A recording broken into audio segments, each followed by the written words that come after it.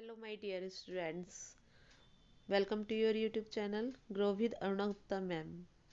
आपके लिए आपके एसएसटी का चैप्टर 4 लेके आई हूँ, चुनावी राजनीति।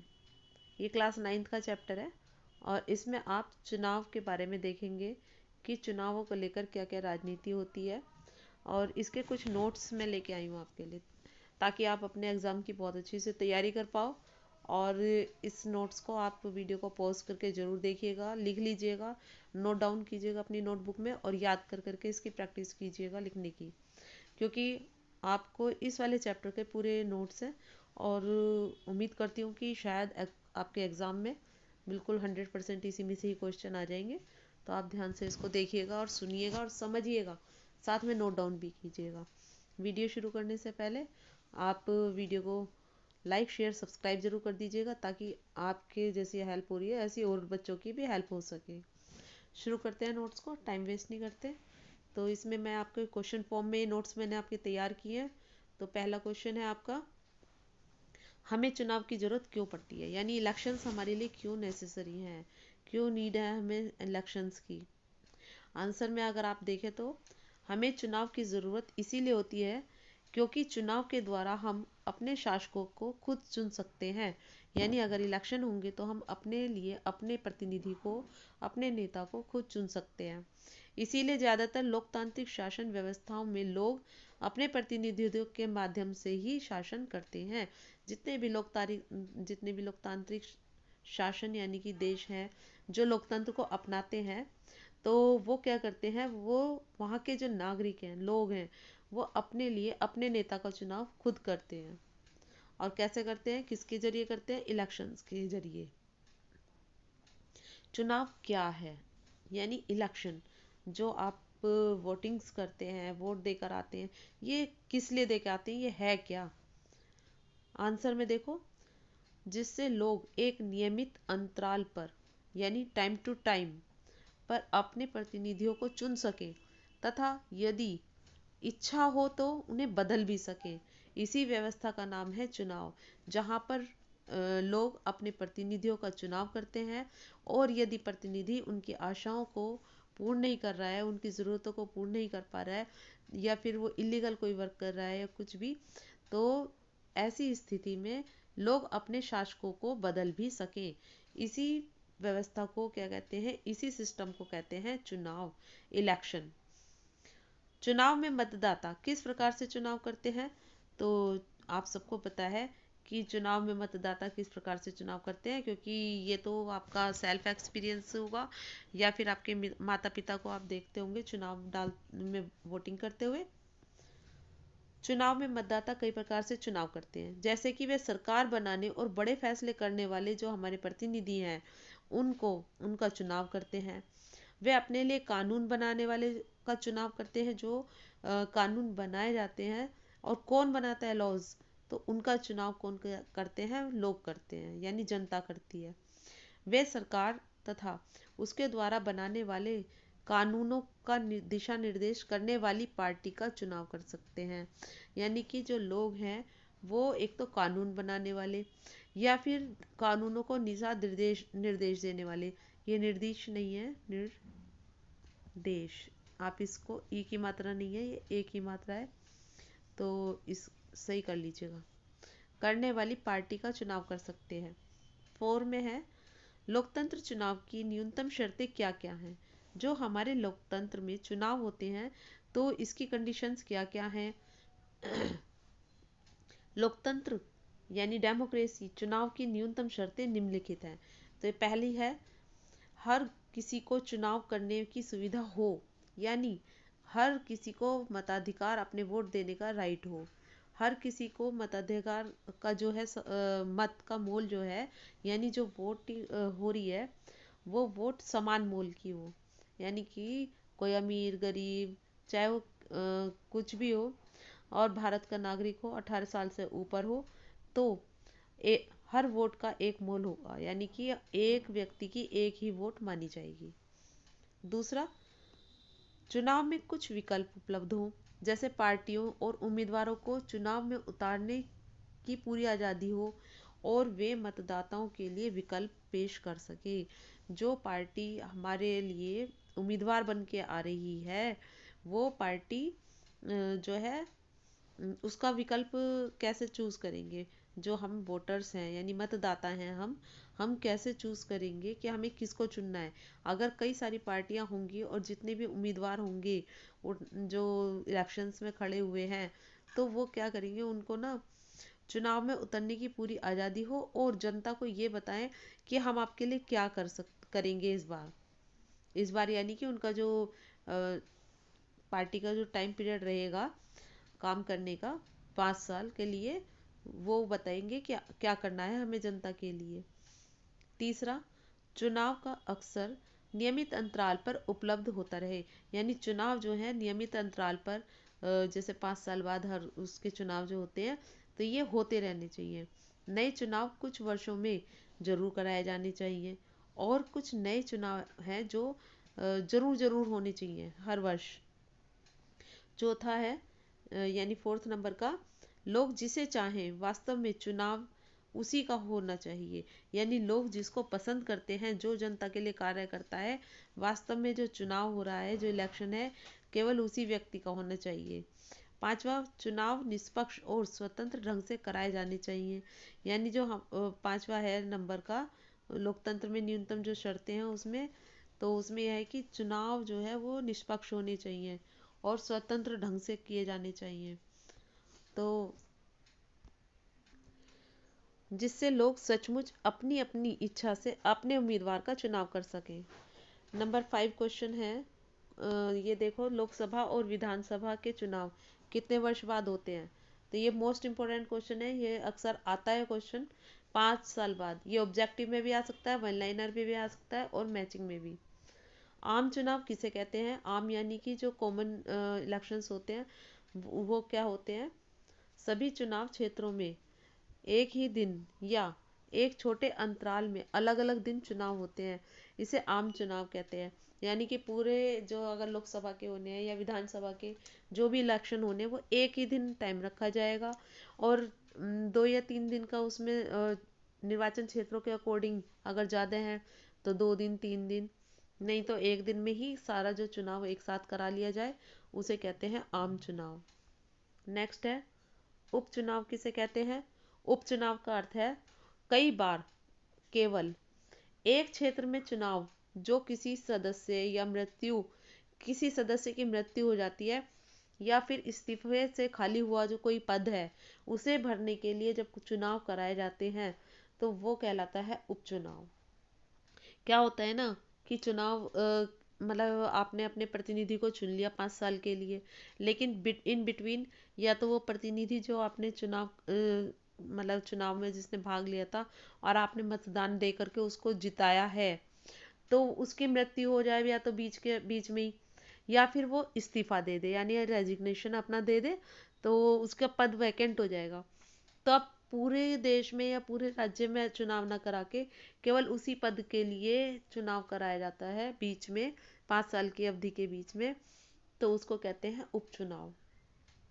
निर्वाचन क्षेत्र किसे कहते हैं? निर्वाचन क्षेत्र होता है चुनाव के उद्देश्य से, जब इलेक्शन होने वाले होते हैं, उसके उद्देश्य से पूरे देश को निर्वाचन क्षेत्रों में यानी अलग अलग क्षेत्रों में बांट दिया जाता है।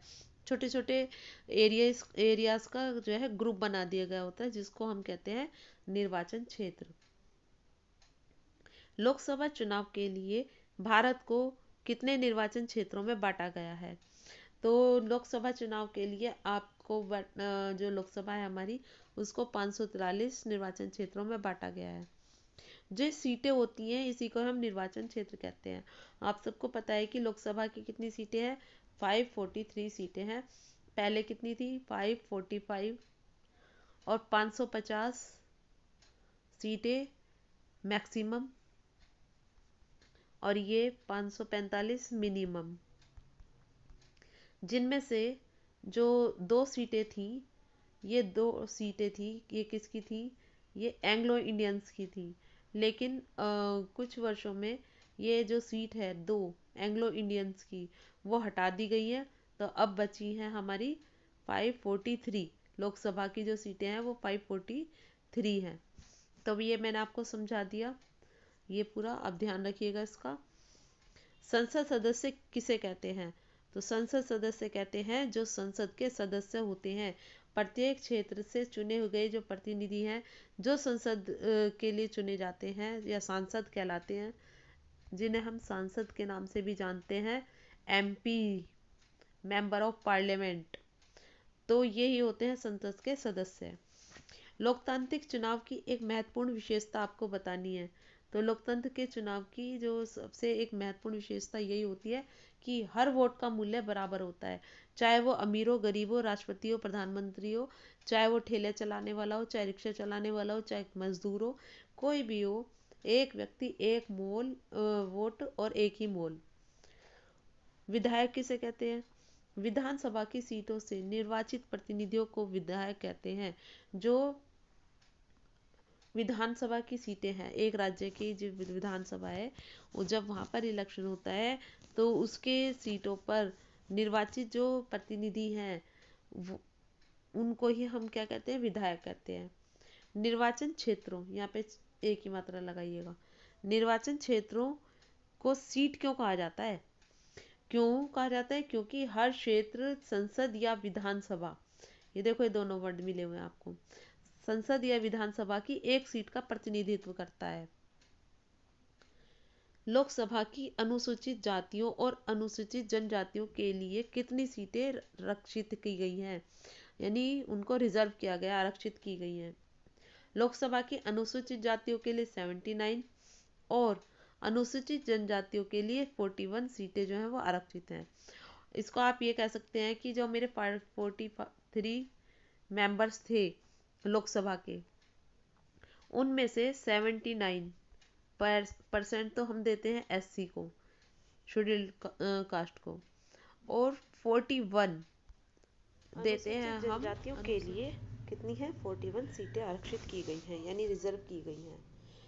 प्रश्न नंबर 15 हम देखेंगे इसमें, मतदाता सूची या वोटर लिस्ट किसे कहते हैं? मतदाता सूची यानी कि जो आपकी वोटर लिस्ट होती है, जब आपके घर पे आपने देखा होगा कि जब इलेक्शन होने वाले होते हैं तो एक लिस्ट तैयार होती है जिसमें 18 ईयर्स से ऊपर जितने भी लोग हैं वो सब वोट देने के लिए उनके नाम उसके अंदर होते हैं, उनकी कई बार तो उनकी फ़ोटोज़ भी होती हैं उसमें। तो ये क्या है? लोकतांत्रिक चुनाव में, लोकतंत्र जहाँ पर लोकतंत्र है वहाँ पर जो डेमोक्रेसी के जो चुनाव होते हैं उसमें मतदान की योग्यता रखने वाले लोगों की सूची चुनाव से काफ़ी पहले ही बना ली जाती है। मतलब वहाँ के जितने भी उस निर्वाचन क्षेत्र में 18 साल से ऊपर के लोग रहते हैं और उनका वहाँ पर मतदाता सूची में नाम है, वही वोट कर सकते हैं। और हर किसी को वोट दे दी जाती है, यानी कि क्या दे दी जाती है? उनको उनका नाम चुनाव इलेक्शन से पहले ही उनको वो पर्ची स्लिप जो है वो उनको प्रोवाइड करा दी जाती है। इसे आधिकारिक रूप से मतदाता सूची कहते हैं। और जिसका नाम उस मतदाता सूची में होता है जिस एरिया में, वो अपनी वोट उसी एरिया में दे सकता है ओनली। आम बोलचाल की भाषा जो होती है हम लोगों की, वो उसको वोटर लिस्ट के नाम से जानते हैं। नेक्स्ट है, क्या कारण है हर चुनाव से पहले मतदाता सूची को सुधारा जाता है? यानी उसमें जो है कट किया जाता है या ऐड किया जाता है नामों को, तो वो क्या कारण है? सभी सक्षम मतदाताओं का नाम मतदाता सूची में शामिल हो। यानी कि आप देखते होंगे कि ऐसा तो नहीं है कि किसी कोई एक ही एज पे आकर अटक जाता है, लेकिन हर साल जो बच्चे हैं वो जब 18 साल के हो जाते हैं तो उनका नाम उसमें ऐड होता है। और बहुत से जो है क्या है कि जैसे कोई एक्सपायर हो गया है या उस जगह को छोड़ करके कहीं और चला गया, उसने अपना कहीं और अपने वोटिंग लिस्ट में अपना नाम लिखवा लिया है, तो फिर वहाँ से दूसरी जगह से उसको नाम कट हो जाएगा। इसीलिए मतदाता सूची को जो है सुधारा जाता है। तो इसको आंसर के फॉर्म में देख लीजिए, सभी सक्षम मतदाताओं का नाम मतदाता सूची में शामिल हो, यह व्यवस्था करना सरकार की जिम्मेदारी है। चूँकि हर अगले चुनाव में नए लोग मतदाता बनने की उम्र में आ जाते हैं, और जैसे कि मैंने बताया कि कुछ लोग एक्सपायर हो जाते हैं या फिर जगह छोड़ कर चले जाते हैं, इसीलिए ही हर चुनाव से पहले मतदाता सूची को सुधारा या फिर अपडेट किया जाता है। वोटर डालने का अधिकारी होने के लिए कितनी उम्र की ज़रूरत होती है, यानी अगर हमें मतदान करना है तो हम कितने उम्र के होने चाहिए, तो हम 18 साल के या उससे बड़े होने चाहिए। उम्मीदवार बनने की न्यूनतम आयु कितनी है? उम्मीदवार यानी कि अगर आप इलेक्शन में खड़े होना चाहते हैं, आप प्रतिनिधि बनना चाहते हैं, तो उसकी उम्र जो है वो 25 ईयर्स जो है वो मिनिमम होनी चाहिए। टिकट किसे कहते हैं? टिकट कहते हैं पार्टी के मनोनयन, मनोनयन यानी कि चूज करना को सामान्य भाषा में ही टिकट कहा जाता है। आप कौन सी पार्टी को चूज कर रहे हैं कि आप किस पार्टी से खड़े होंगे या किस पार्टी को जो है वोट करेंगे, तो वो जो पार्टी को मनोनयन करना यानी चूज करना, चुनना, वो हम उसको मानते हैं टिकट। एक आम बोलचाल की भाषा में कहते हैं कि इस हमने वहाँ का टिकट लिया है, या उस टिकट पे कौन बंदा खड़ा हुआ है। बंदा यानी कि जो प्रतिनिधि है वो। प्रत्येक उम्मीदवार को चुनाव में खड़े होने के लिए किन चीजों का विवरण देना पड़ता है? प्रत्येक उम्मीदवार को जब भी वो चुनाव लड़ने के लिए अपना नामांकन दर्ज करेगा, तो उसको निम्न चीजों का विवरण देना होता है। जैसे कि उम्मीदवार के खिलाफ अगर कोई आपराधिक मामला तो नहीं चल रहा है, उम्मीदवार की शैक्षिक योग्यता कितनी है, उम्मीदवार और उसके परिवार के सदस्यों की संपत्ति और देनदारियों का ब्यौरा, कि उस जो उम्मीदवार है, कैंडिडेट है, इलेक्शन लड़ने के लिए जो खड़ा हो रहा है, उसके परिवार के पास कितनी संपत्ति है, या उसे किसी का बकाया तो नहीं देना है, यानी कोई लोन कर्जा वगैरह तो नहीं उसके ऊपर चल रहा, या फिर उसने किसी और को तो नहीं दे रखा है, क्या है, पूरी प्रॉपर्टी का ब्यौरा उसको देना होता है। हमारे देश में उम्मीदवारों की अंतिम सूची की घोषणा होने और मतदान की तारीख के बीच कितना चुनाव प्रचार के लिए समय दिया जाता है चुनाव आयोग के द्वारा? तो वो करीब हमें 15 दिन या 2 सप्ताह का हमें टाइम मिलता है प्रचार प्रसार करने के लिए पार्टी को। इंदिरा गांधी के नेतृत्व करने वाली कांग्रेस पार्टी, जो कि सन 1971 1971 के लोकसभा चुनाव के दौरान कौन सा नारा दिया था? उसने गरीबी हटाओ का नारा इंदिरा गांधी जी की पार्टी ने दिया था, कांग्रेस पार्टी ने। कौन से सन में? 1971 में। और बेटा ध्यान रखिएगा कि आपसे ये जरूर पूछे जाते हैं क्वेश्चंस कि कौन सी पार्टी ने क्या नारा दिया है और कब दिया है। तो आप बिल्कुल ध्यान से इन क्वेश्चंस को नोट डाउन करेंगे और वीडियो को ज़्यादा से ज़्यादा शेयर कीजिएगा। 1977 में हुए अगले लोकसभा के चुनाव हुए थे, उसमें जनता पार्टी ने कौन सा नारा दिया था? अभी कांग्रेस पार्टी का नारा था 1971 में गरीबी हटाओ। उससे नेक्स्ट जब इलेक्शन आए 5 साल बाद, उसमें लोकसभा चुनाव में जनता पार्टी आई और जनता पार्टी ने दिया नारा लोकतंत्र बचाओ। फिर वामपंथी दलों ने 1977 में, ये भी 1977 यानी 1977 की बात हो रही है, ये भी 1977 की बात हो रही है, में हुए पश्चिम बंगाल विधानसभा चुनावों में किसको नारा दिया था? तो ये जो है ना बच्चों, किसको यानी कि किसके लिए उन्होंने वामपंथी दलों ने नारा दिया था? कहाँ पर? पश्चिम बंगाल में, जब विधानसभा के चुनाव हुए थे। तो ये जमीन है, जीवन नहीं है, मेरे से मात्रा गलत हो गई है, इसको आप सही करिएगा। जमीन, जमीन जोतने वालों को यानी कि किसानों को ये नारा दिया था। और फिर है आपका 1983 में के जो आंध्र प्रदेश के विधानसभा चुनाव में कौन सी पार्टी हुई थी? तेलुगु देशम पार्टी, जिसके नेता थे एनटी रामाराव। उन्होंने क्या नारा दिया था? उन्होंने दिया था तेलुगु स्वाभिमान, तेलुगु का स्वाभिमान। ये नारा किसने दिया था? ये दिया था एनटी रामाराव की पार्टी। तेलुगु देशम पार्टी है, कहाँ की है? आंध्र प्रदेश की है। और तेलुगु स्वाभिमान नारा कब दिया? 1983 में दिया। ये सब आपको पता होना चाहिए कि वामपंथी दलों ने 1977 में पश्चिम बंगाल में कौन सा नारा दिया, जमीन जोतने वालों को नारा दिया, और जनता पार्टी ने 1977 में लोकतंत्र बचाओ का नारा दिया। इंदिरा गांधी ने 1971 में 1971 में गरीबी हटाओ का नारा दिया। नेक्स्ट है, चुनाव के कानूनों के अनुसार कोई भी उम्मीदवार या फिर पार्टी कौन से काम नहीं कर सकते हैं? तो जब चुनाव का प्रचार हो रहा होता है उस समय कोई भी उम्मीदवार यानी कैंडिडेट या फिर उसकी पार्टी क्या क्या नहीं कर सकती। चुनाव के कानूनों के अनुसार कोई भी उम्मीदवार या पार्टी ये सब काम नहीं कर सकती। कौन से? मतदाताओं को प्रलोभन नहीं दे सकती है, घूस देना यानी रिश्वत देना नहीं कर सकती, किसी को धमका नहीं सकती, उनसे किसी जाति या फिर धर्म के नाम पर वोट नहीं मांग सकती।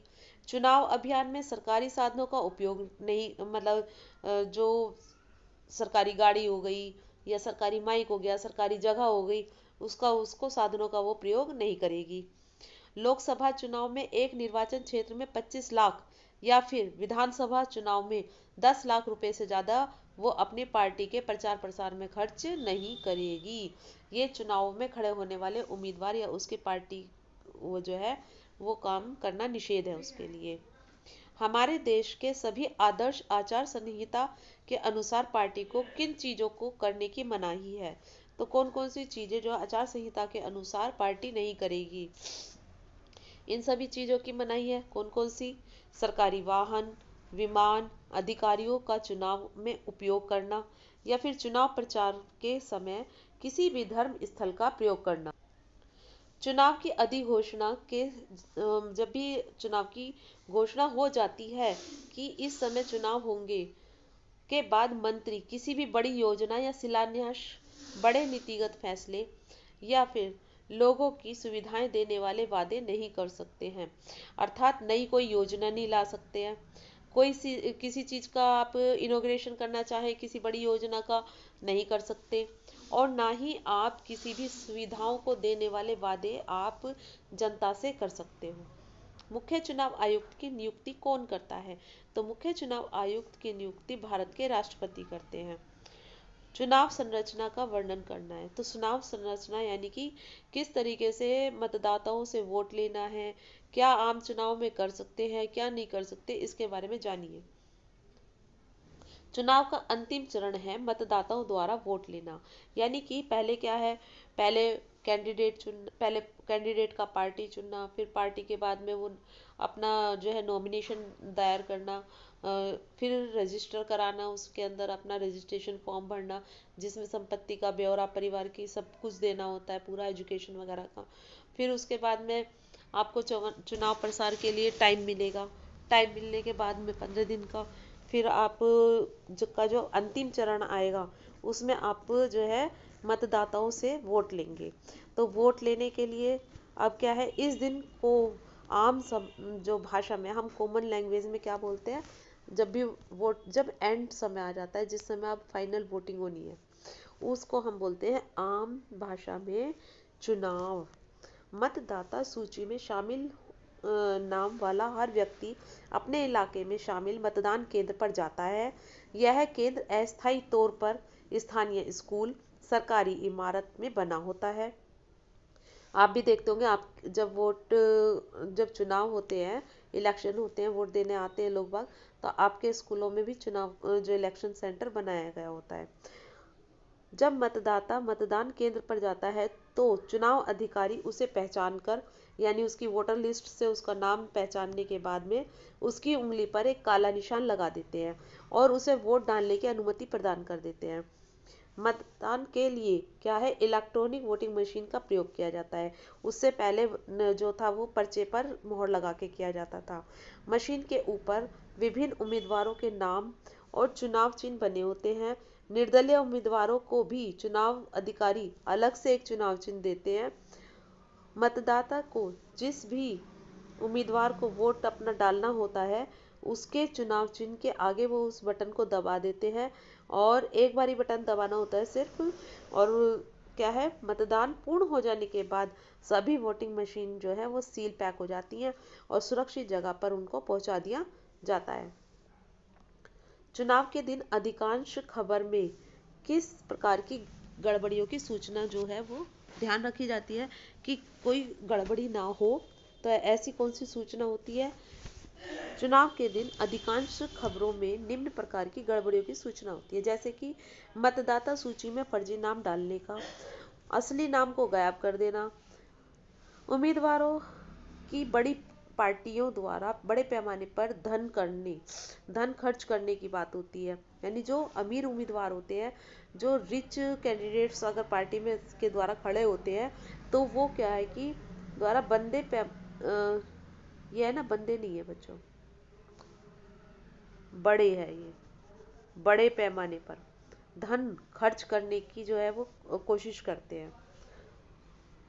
ये करने की नहीं है, इसके बीच में आप लगाइएगा थोड़ा, बच्चों जब टाइपिंग करते हैं तो मिस्टेक हो जाती है कई बार जल्दी जल्दी में। तो ये है बड़े,